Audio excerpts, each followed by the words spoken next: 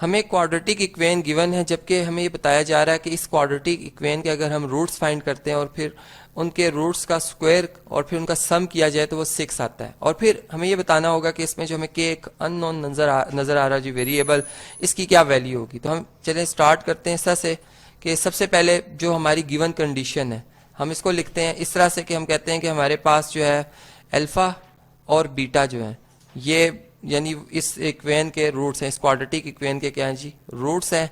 और फिर हमारे पास जो इस कंडीशन बनती है वो क्या बनती है जी कि अल्फा स्क्वायर और बीटा स्क्वायर इसका सम ये बन जाएगा 6 के इक्वल। अब ये है हमारी जी जो गिवन कंडीशन, जिसके मुताबिक फिर हम आगे चलेंगे और फिर हमें के की वैल्यू मिलेगी इस कंडीशन के अकॉर्डिंग। अब देखें हमारे पास जो गिवन इक्वेशन है, अगर मैं इसको स्टैंडर्ड क्वाड्रेटिक इक्वेशन से इसका कंपेयर करूं, तो मैं देख रहा हूं कि इसमें एक्स स्क्वायर का जो कोफिशिएंट होता है वो ए होता है, जबकि हमारी गिवन इक्वेशन में 1 है।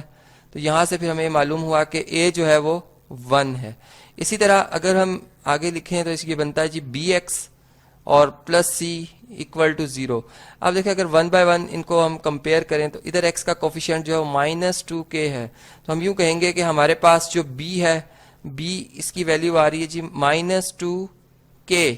और हमारे पास जो c यानी जो कांस्टेंट है हमारी गिवन इक्वेशन में, अगर हम इसको देखें तो ये 2k प्लस 1 है। अब ये हमारे पास जो है ये a b और c जो कोफिशिएंट्स है वो हमने यहाँ पर लिख लिए हैं। अब हमने जो फार्मूला पढ़ रखा है आप जानते हैं जी कि सम ऑफ द रूट्स, जिसको मैं s से रिप्रेजेंट करता हूं, जो अल्फा प्लस बीटा के इक्वल होता है, ये किसके इक्वल होगा जी, इसका एक फार्मूला था माइनस या negative of coefficient of x यानी b over divided by coefficient of x square यानी a। तो यहाँ पे अगर आप देखें तो हमारे पास b की वैल्यू भी हमने अलग कर ली है, यानी माइनस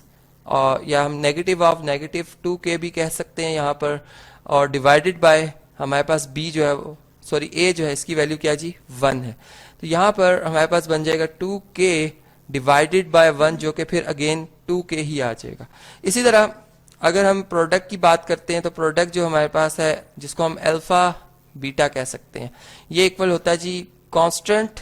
जो भी कांस्टेंट टर्म है divided by coefficient of x square a, यानी यहाँ पर अगर हम देखें तो c हमारे पास क्या है जी, c की वैल्यू है 2k प्लस 1, जबकि a हमारे पास क्या आ रहा है जी 1 आ रहा है। तो ये हमारे पास बन जाएगा 2k प्लस 1।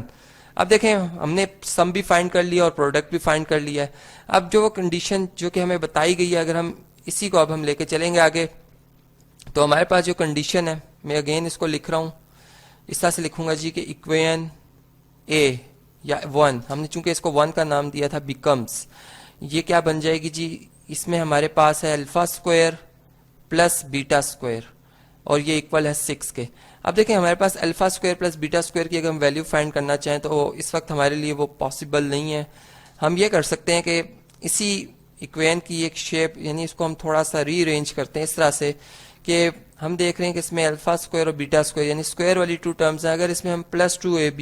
यानी 2 अल्फा बीटा जो है इन्हीं 2 टर्म्स का प्रोडक्ट भी ले लें और फिर 2 टाइम्स और इसी टर्म से अगर हम सब्ट्रैक्ट भी कर लेते हैं यानी -2 अल्फा बीटा, जिससे कि कोई फर्क नहीं पड़ा इक्वेशन पर। लेकिन इससे हमें क्या फायदा हुआ, हमें फायदा हुआ कि हमारी ये इक्वेशन जो एक फार्मूला की शेप में तब्दील हो गई है। यानी इसमें अगर आप इन 3 टर्म्स को अगर आप देखें तो ये बनती है जी अल्फा प्लस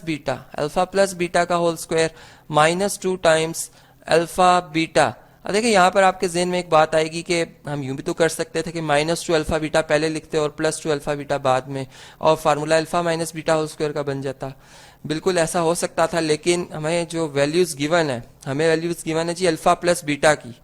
जो कि हम यहाँ पर थोड़ी सी आप ये समझ लें एक टेक्निक भी है हमारी कि हम उन्हीं वैल्यूज को यूज करेंगे। अल्फा प्लस बीटा की क्या वैल्यू है आप देख सकते हैं जी, ये हमारे पास है 2k, यहाँ पर हम लिखेंगे 2k, इसकी वैल्यू सब्स्टिट्यूट करेंगे -2 आएगा अल्फा बीटा अगर आप देखें तो ये किसके इक्वल है जी 2k प्लस 1 के इक्वल है, और इक्वल टू आ जाएगा 6। अब इसे हमने सिंप्लीफाई करना है, यानी यहाँ पर वो कंडीशन जो कि हमें गिवन थी हमने उसको इस्तेमाल करना है। यहाँ पर 4k स्क्वायर आ जाएगा जी लॉ ऑफ एक्सपोनेंट की बेस पर। इसी तरह यहाँ पे मैं डिस्ट्रीब्यूटिव प्रॉपर्टी लगाऊंगा, पहले 2 से मल्टीप्लाई होगा 4 इंटू के आएगा, और फिर -2 जो है वो +1 से मल्टीप्लाई होगा -2 आ जाएगा इक्वल टू 6। अब कांस्टेंट को हम शिफ्ट करेंगे जी लेफ्ट साइड पे, तो हमारे पास आ जाएगा 4k² minus 4k minus 2 minus 6 equal to 0। और अब अगर हम देखें तो यहाँ पर 4k² आ रहा है, माइनस 4k आ रहा है और माइनस 8। अब यहाँ पर हम ये भी कर सकते हैं कि हम देख रहे हैं कि हर टर्म जो है वो 4 का मल्टीपल है, यानी 4 इसमें से कॉमन लिखा जा सकता है। फर्स्ट टर्म में अगर हम 4 से डिवाइड करें तो यानी k² बच जाएगा इसका मल्टीपल। यहाँ पर अगर हम देखें तो k मल्टीपल इसका आ जाएगा, और यहाँ से अगर हम देखें तो 4 2s are 8 होता, तो यहाँ पर हमारे पास क्या आ जाएगा जी, 2 आ जाएगा इक्वल टू 0। आप दोबारा अगर 4 को मल्टीप्लाई करें ब्रैकेट में तो आप देख सकते हैं वही इक्वेशन जो ऊपर लिखी है वही आ जाएगी।